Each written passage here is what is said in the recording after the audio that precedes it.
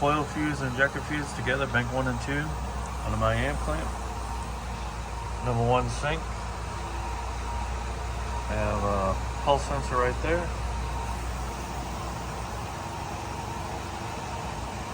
And this is the waveform I get.